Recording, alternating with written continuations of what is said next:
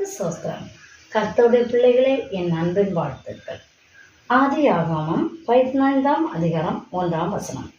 இந்த காரியங்கள் நடந்த பின்பு கர்த்தருடைய வார்த்தை ஆபிரகாமுக்கு தரிசனத்திலே உண்டாகி, அவர், ஆபிரகாமே, நீ பயப்படாதே, நான் உனக்கு கேடகமும் உனக்கு மகா பெரிய பலனுமாய் இருக்கிறேன் என்றார்.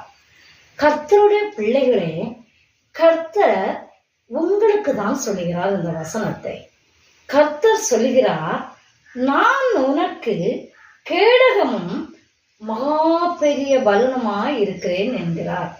ஆண்டவர், நீங்க எந்த ஒரு வேதனை இருந்தாலும், வீட்டில் கஷ்டங்கள், கவலைகள், உங்க பாடுகளில் ஏதோ ஒரு வேதனை இருந்தாலும் நீங்கள் கவலைப்பட வேண்டாம் என்று சொல்கிறார்.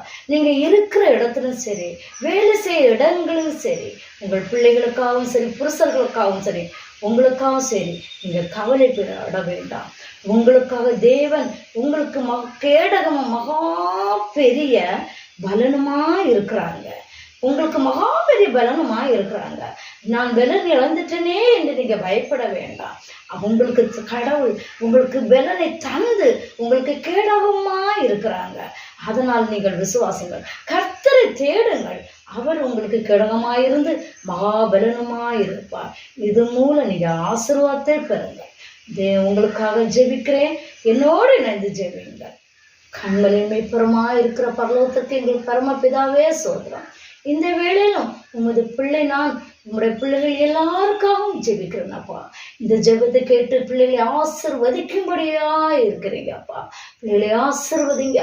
பிள்ளைகளுக்கு ஆண்டவரே, நீங்கள் பயப்படாதிருங்கள், நான் உங்களுக்கு கேடகமும் மகாபலனுமா இருக்கிறேன் என்று சொல்றீங்க அப்பா. அப்பா, பிள்ளைகளுக்கு மகாபலனுமா இருந்து நீர் வழிநடத்த செல்ல வேண்டுமா ஜெபிக்கிறப்பா.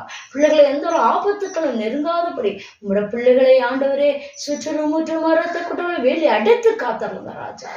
பிள்ளைகளுக்கு ஆண்டவரே ஆசீர்வாதத்தை கொடும், வழிநடத்தி செல்லும். இயேசு நாமத்தில் ஜெபிக்கிறேன். ஜெபிங்க நல்ல பிதாவே. ஆமென். நன்றி சப்பாமே.